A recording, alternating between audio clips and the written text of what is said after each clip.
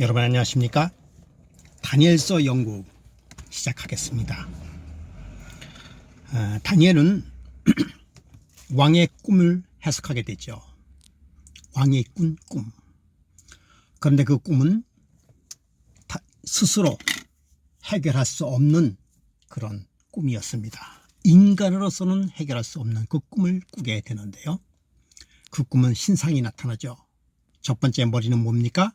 금으로 된 신상 바벨론을 의미한 것입니다. 그 다음에는 뭡니까? 바벨론 다음에 은은 뭡니까? 바로 메데파사, 가슴을 얘기한 것이죠. 그리고 메데파사 다음에는 금, 놋입니다. 놋은 그리스, 헬라, 그렇죠? 그 다음에는 뭡니까? 로마, 철나라, 종아리를 얘기하죠. 그 다음에 뭡니까? 열나라는 진흙과 철로 되어 있는 것이고, 그 다음에 중요하죠. 그 다음에는 어떤 나라가 임하게 됩니까? 바로 뜨인 돌, 사람의 손으로 하지 아닌 뜨인 돌이 나타나더니 그 뜨인 돌이 신상 발을 치게 됨으로 인해서 그 신상이 가루가 같이 없어지는 장면이 바로 이 꿈의 해석인 것입니다. 자, 우선 하나님의 말씀을 좀 더 보도록 하겠습니다. 자, 첫 번째 보면 사람의 손으로 하지 아니하고 라고 했어요.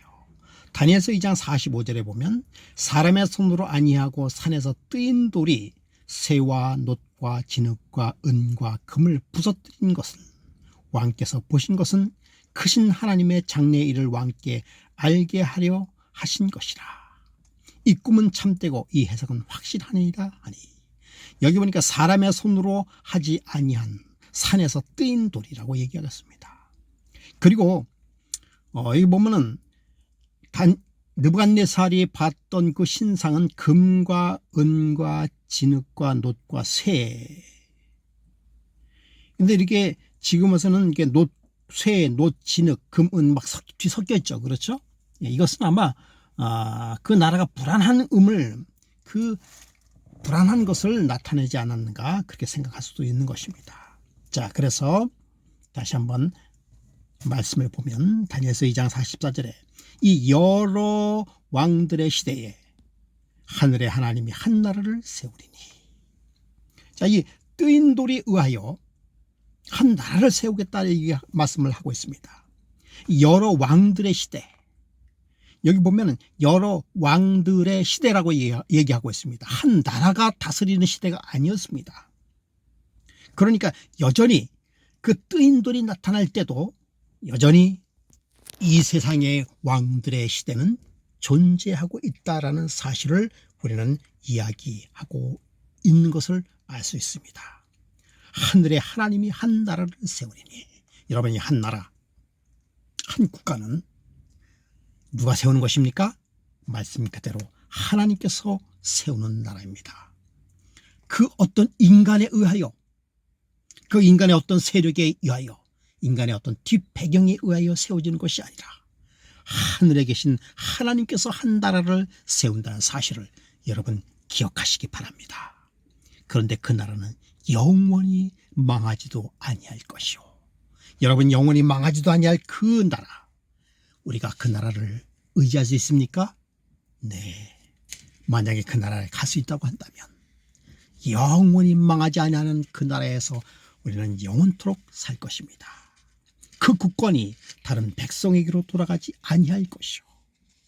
여러분 성경의 예언에 보면은 그 국권이 시간이 되면 다른 나라로 넘어가는 장면을 보게 됩니다. 그렇게 강국을 나타냈던 느부갓네살의 바벨론도 700년이 못 되어서 70년이 못 되어서 어디로 넘어갑니까? 예, 메데파사로 넘어갑니다. 로마가 500년 세월의 무궁한 세월을 거쳤지만은 그러나 로마도 망하고 맙니다. 도리어 이 모든 나라를 쳐서 멸망하고 영원히 설 것이요. 여기 보니까 도리어 이 모든 나라를 쳐서 멸망시키고 라고 얘기하고 있습니다. 여러분 지금도 열왕시대입니까? 그렇습니다. 똑같이 지금도 열왕시대예요. 물론 국가가 열나라는 아니지만은 지금도 강대국인 미국, 중국, 프랑스, 영국, 미국, 일본, 독일 뭐 이런 나라들 강대국 아닙니까? 여러분, 강대국도 어디에 의하여, 누구에 의하여 하게 됩니까? 나라를, 모든 나라를 쳐서 멸망시킨다라고 말씀하고 있습니다. 뜨인 돌, 하나님의 왕국에 의하여 멸망하게 될 것입니다. 그런데 이 나라는 사람의 손으로 하지 아니하고 산에서 뜨인 이 돌은 영원한 왕국이다라고 이야기하고 있습니다. 사람의 손으로 하지 아니한, 그야말로 인간의 모든 작품은 무너지고 자연석, 하나님의 작품, 하나님만이 하실 수 있는 그 작품이 영원히 설 것이다 라고 말하고 있습니다. 여러분, 하나님의 작품은 어떤 것일까요?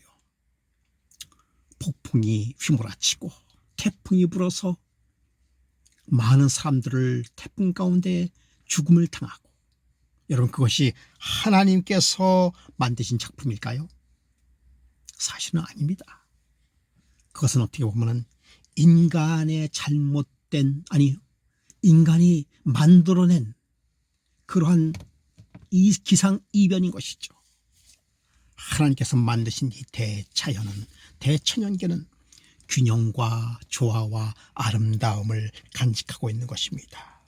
동력에 떠오르는 해, 계절마다 내리는 눈과 비, 그리고 그 가운데 피어나는 꽃들, 사람으로 손으로 하지 아니한 하나님의 손의 작품들입니다.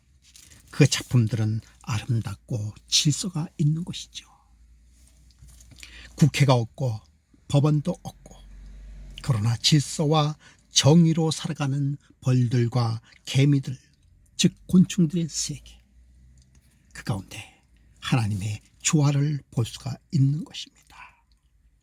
정말 쏟아지는 폭풍과 아름다운 저녁 노을, 포효하는 바다, 울창한 산림숲, 헤아릴 수 없는 삼라만상이 사람의 손으로 하지 아니하고 하나님의 손으로 만든 천연계의 왕국은 참으로 아름답고 찬란한 광경인 것이죠. 하나님의 나라도, 하늘나라도 그러한 것이다 라고 이야기하고 있습니다. 자, 그렇다면 이 뜨인 돌, 자연석의 나라에 대하여 좀 더 우리가 살펴볼 필요가 있는 것 아니겠습니까? 자, 뜨인 돌은 도대체 무엇인가? 이 돌은 무엇인가 라고 하는 것이에요. 뜨인 돌, 자연석의 나라.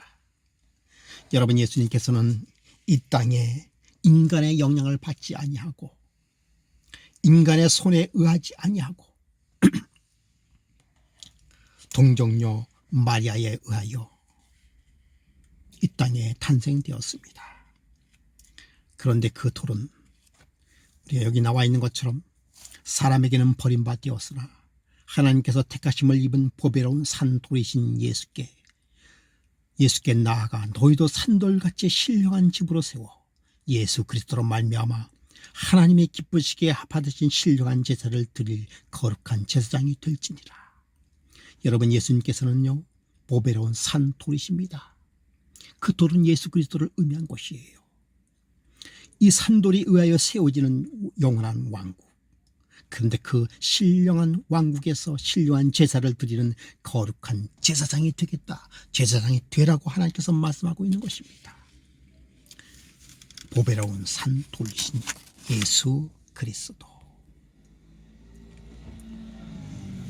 시편 118편에 보면은 건축자가 버린 돌이 모퉁이의 머릿돌이 되었나니, 아까도 말씀을 드렸습니다마는 예수님께서는 이 땅에 탄생하셔서 왕으로 탄생하시고 그리고 당신의 백성들을 구원하기 위하여 이 땅에 오셨지만은, 그러나 그들을 예수 그리스도를 섬겨야 하는 그 민족, 머릿돌이 되어야 될, 건축자가 되어야 될 그 민족들이 예수 그리스도를 버리고 십자가에 못 박는 그러한 암흑한 세월을 갖게 되는 것이죠. 모퉁이의 기초석이 되어야 될 그 예수님께서 버린 돌이 되었습니다. 그러나 예수님께서는 포기하지 아니하시고 우리 인간의 영원한 살집, 그 집의 모퉁이의 머릿돌이 되셨다라고 말씀하고 있는 것입니다. 여호와께서 행하신 것이요 우리 눈에 기이한 바로다. 정말 우리 눈에는 기이한 그 모습이다라고 이야기하고 있습니다. 그들을 보시며 이르시되 그러면 기록된 바 건축자의 버린 돌이 모퉁이의 머릿돌이 되었느니라. 여러분, 예수님께서는 이 성전에, 그리고 하늘 성전에 뭐가 되었다는 것입니까? 머릿돌이 되셨다라고 하는 것입니다.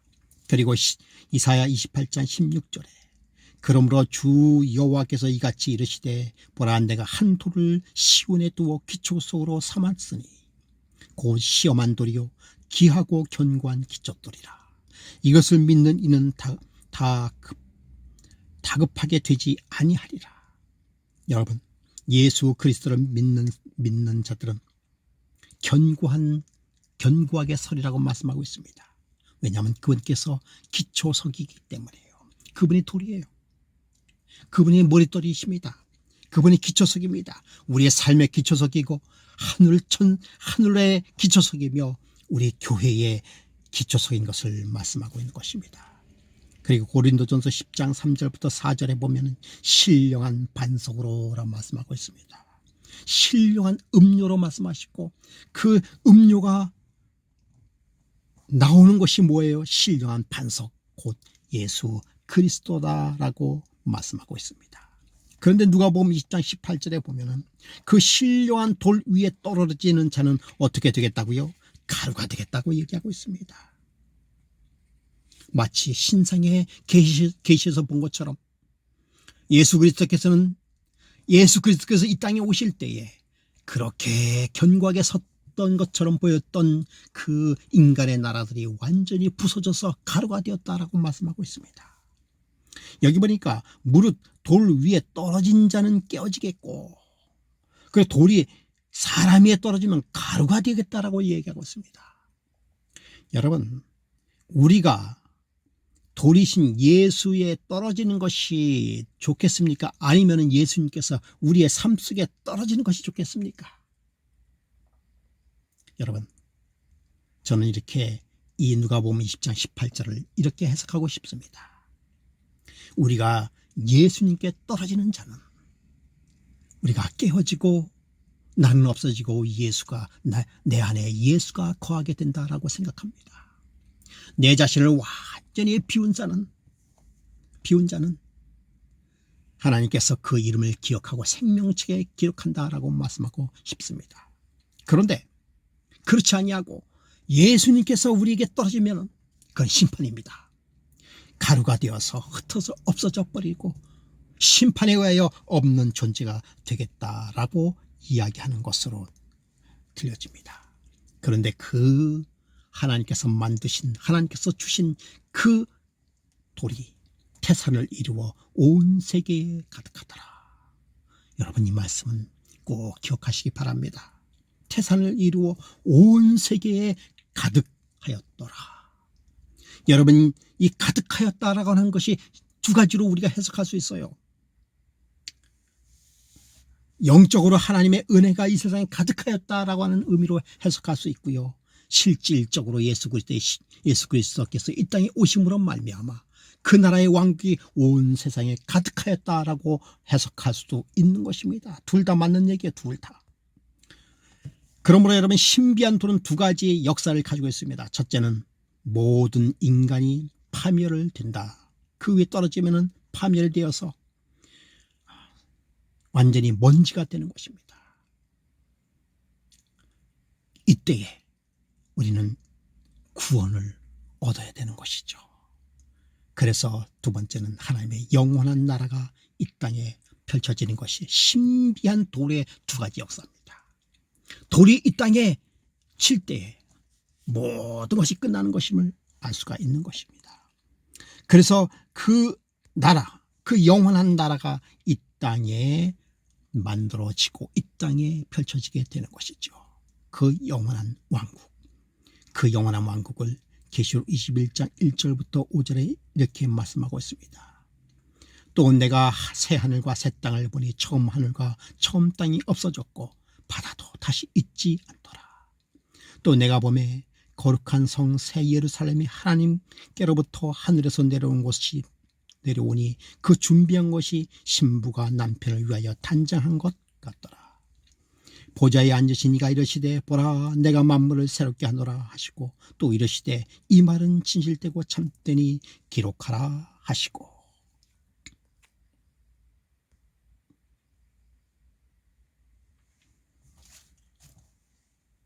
(3절에) 3절부터 3절을 다시 읽겠습니다.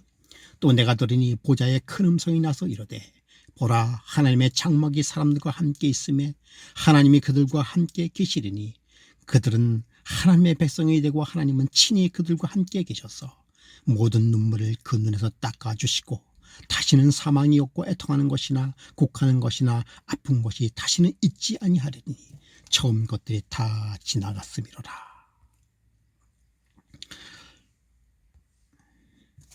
그 영원한 왕국은 둘로 나눌 수 있다라고 얘기했죠. 자, 그 첫 번째는 뭡니까? 은혜의 왕국이다라고 말씀을 드릴 수 있습니다. 자, 여러분, 그 은혜의 왕국이란 도대체 뭘 의미하는 것일까요? 은혜의 왕국. 여러분이 은혜의 왕국은 오늘날 우리가 누릴 수 있는 왕국을 얘기하는 것입니다. 지금 현재 우리가 누릴 수 있는 왕국이 은혜의 왕국이에요. 다니엘서 2장 44절에 보면 이 여러 왕들의 시대에 하늘의 하나님이 한 나라를 세우리니 이것은 영원히 망하지도 아니할 것이요 그 국권이 다른 백성에로 돌아가지 아니할 것이요 도리어 이 모든 나라를 쳐서 멸망시키고 영원히 설 것이라. 하늘의 하나님이 한 나라를 세우겠다라고 하는 그 한 나라가 바로 은혜의 왕국이 될 수 있다라고 하는 것입니다. 여러분 다시 말씀드리면 이 은혜의 왕국과 영광의 왕국의 차이점은 뭔가 하면은 은혜의 왕국은 영광의 왕국은 실질적으로 예수께서 이 땅에 재림하시는 그 이후를 말하는 것이죠. 그래서 하나님이 한 나라를 세우시리라고 하는 그 말씀은 두 가지 의미가 같이 포함이 되어 있습니다. 오늘날 우리가 영광의 왕국을 맞이하기 이전에 우리는 은혜의 왕국을 맞이할 수 있다라고 하는 것입니다. 은혜의 왕국에는 은혜의 보좌가 있다라고 말씀하고 있어요. 히브리서 4장 15절부터 16절에 보면은 그러므로 우리는 긍휼하심을 받고 때를 따라 돕는 은혜를 얻기 위하여 은혜의 보좌 앞에 담대히 나아갈 것입니다. 여러분 여기 의자의 은혜의 보좌 앞에, 여러분 은혜의 보좌라는 것은 무엇을 의미하는 것입니까? 그렇습니다. 예수님께서는 이 땅에 십자가에 달려 돌아가시고 우리의 죄를 다 용서하시고 그리고 하늘의 왕으로 가셨습니다. 지금도 왕으로 가셨어요. 지금도 왕으로 여전히 지금도 왕으로서 당신의 백성들을 살피고 있다는 것입니다. 여러분 예수 그리스도를 믿습니까? 네. 그러면 은혜의 보좌의 앞에 담대히 나가시는 것입니다. 나갈 수 있는 것입니다. 그러므로 말미암아, 그렇게 함으로 말미암아 은혜의 왕국에 우리는 뭐가 되는 것이에요? 백성이 될 수 있는 것입니다. 백성이 될 수 있는 것입니다. 그 은혜의 왕국은 어디에 있다고요? 누가복음 17장 20절에 바리새인들이 하나님의 나라가 어느 때 임하니까 묻거늘 예수께서 이르시되 하나님의 나라는 볼 수 있게 임하는 것이 아니요 여기 있다 저기 있다 고도 못하리니 하나님의 나라는 너희 안에 있느니라 라고 말씀하고 있습니다. 여러분 어떤 분들은 어떤 종교 단체들은 이 말을 또 지극히 또 현실적으로만 해석해 가지고 하나님 나라는 너희 안에 있다라고 해서 이미 천국이 임했다라고 완전히 주장하고 있어요. 그러니까 천국이 임했으니까 예수님께서 이미 재림했다 이거예요. 이거 봐, 하나님 나라가 너희 안에 있다고 하지 않았느냐. 예수님이 재림했다. 그래서 그러므로 앞으로 있을 재림은 없다. 이렇게 또 주장하고 있는 것이에요. 그런데 아까도 말씀을 드렸습니다마는 하나님 나라가 너희 안에 있느니라 라고 하는 것은 은혜의 왕국을 이야기하는 것입니다. 대단히 중요한 것이죠. 은혜의 왕국이 저와 여러분 안에 있습니까? 아멘. 네, 있습니다. 우리는 하나님의 백성이 되는 것이죠. 대중태 이렇게 말씀하고 있습니다. 은혜의 보좌는 은혜의 왕국을 대표하는데 그 까닭은 보좌가 있다는 것은 곧 하나님의 나라가 있음을 의미한다. 은혜의 왕국의 백성이 되지 않고서는 영광의 왕국의 백성이 될 수가 없습니다. 그리스도께서 그분의 여러 가지 비유 가운데 천국이란 표현을 많이 사용하였는데 이 역시 사람 마음 가운데서 하나님의 은혜가 역사하고 계심을 가리킨다. 사람의 마음 가운데, 지금 우리의 마음 가운데 역사하고 계시는 하늘의 왕국인 것이죠. 두 번째, 영광의 왕국에 대하여 우리가 공부하겠습니다. 자, 계시록 3장 21절. 여러분, 지금 말씀드린 것은 다니엘이 계시를 본 뜨인 돌에 대한 해석이에요. 아시겠습니까? 뜨인 돌은 두 가지로 해석할 수 있다라고 하는 것입니다. 분명한 것입니다.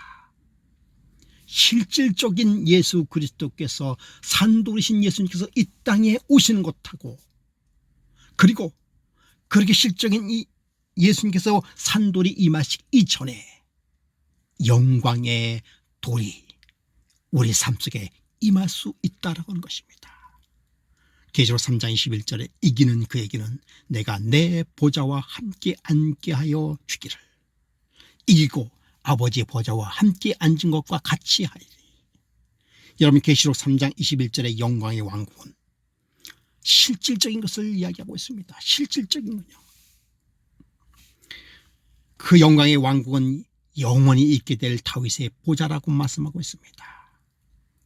사무엘하 7장에 보면은 그는 내 이름을 위하여 집을 건축할 것이요 나는 그의 나라의 왕위를 영원히 견고하게 하리라.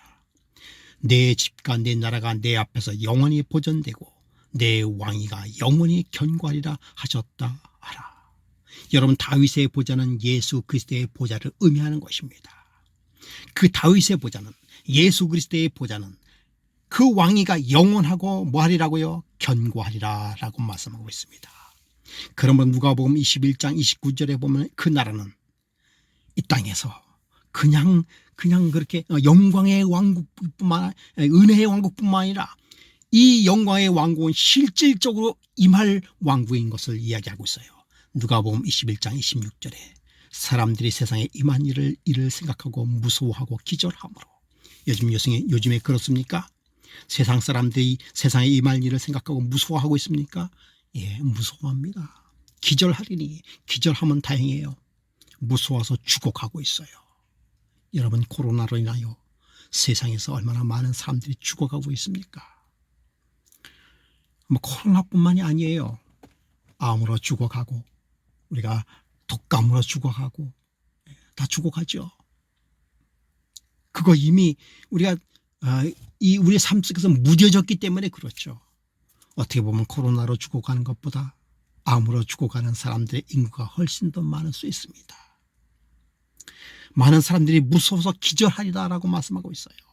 하늘의 권능들이 흔들리겠다라고 말씀하고 있습니다. 그러나 27절에 그러한 때에 사람들이 인자가 구름을 타고 능력과 큰 영광으로 오는 것을 보리라. 눈으로 보리라. 실제로 보리라 라고 하는 것입니다. 여러분, 예수님께서 이 땅에 오실 때 뜨인 돌이 그 신상을 칠 때 그 치는 장면을 듣고 보고 하겠다라고 하는 것이, 두 가지로 다 보는 것입니다. 듣고, 눈으로 보고, 귀로 듣고 하는 것이죠. 영광의 왕국은 실제적인 왕국을 얘기하는 것이에요. 그러므로 예수님의 재림시에 이루실 왕국, 누가복음 15장 31절에 인자가 자기의 영광으로 모든 처소와 함께 올 때 자기의 영광의 보좌에 앉으리니, 그리스도의 초림에 관한 기별이 그분의 은혜의 왕국을 공포하였던 것처럼 그분의 재림에 관한 기별은 그분의 영광의 왕국을 공포한다. 여러분, 여기서 나와 있는 것처럼 은혜의 왕국을 공포했던 것처럼 영광의 왕국이 공포된다라고 말씀하고 있습니다. 여러분, 우리가 은혜의 왕국을 경험하고 있지 않습니까? 그렇다면 분명히 예수님께서 재림하시는 영광의 왕국을 우리가 맞이할 수 있게 되는 것입니다.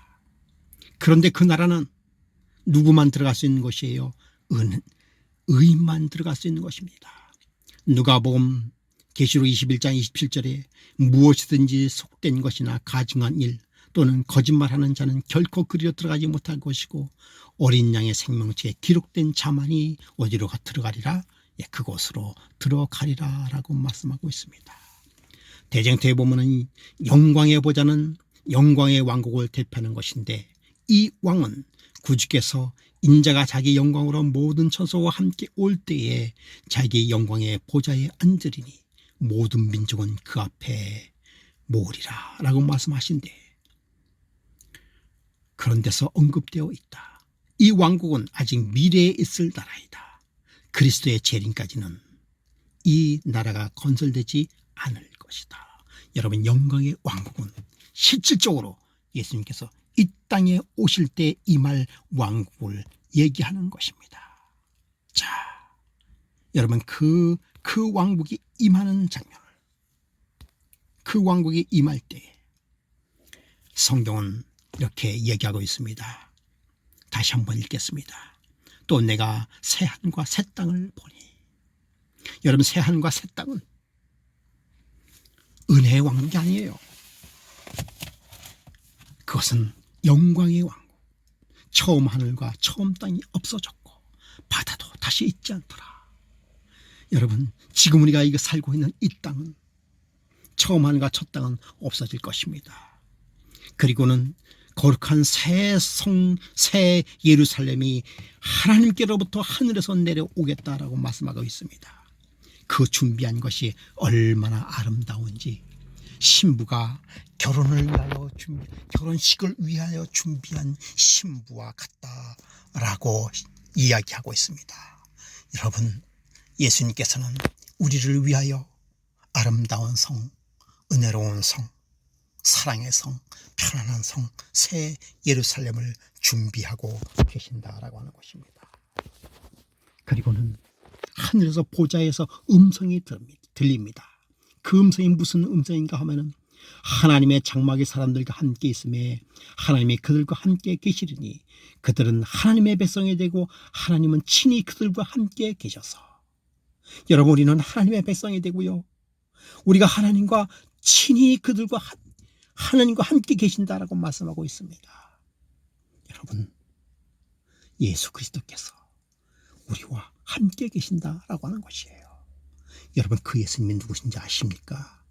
우리의 삶 속에서, 은혜의 왕국 속에서 나의 삶의 왕으로서 임하셨던 그분.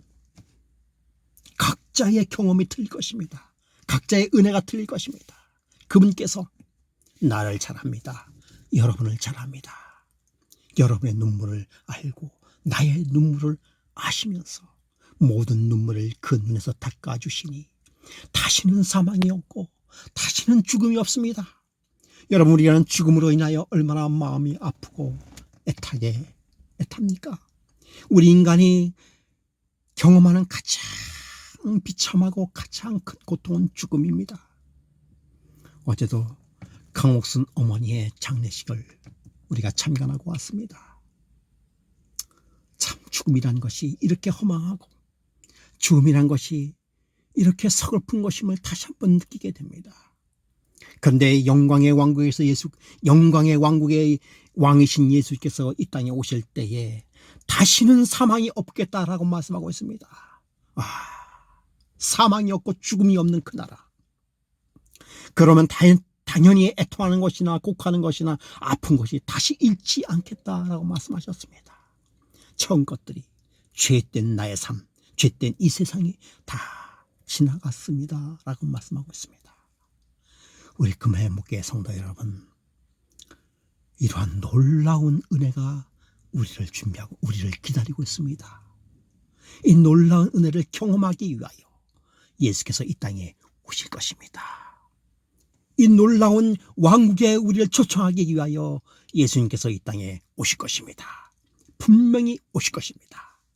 왜냐하면 신상의 모든 나라가 없어지고 흥망성쇠의 그 나라가 그대로 이루어지고 여전히 지금도 여러 열국으로 지금도 존재하고 있기 때문인 것입니다. 분명히 오십니다. 그러므로 여러분, 우리는 이 땅에서, 아니 지금 이 순간에 은혜의 왕국의 삶을 누리시는 저와 여러분이 되기를 간절히 바라면서 이 시간 마치겠습니다. 대단히 감사합니다.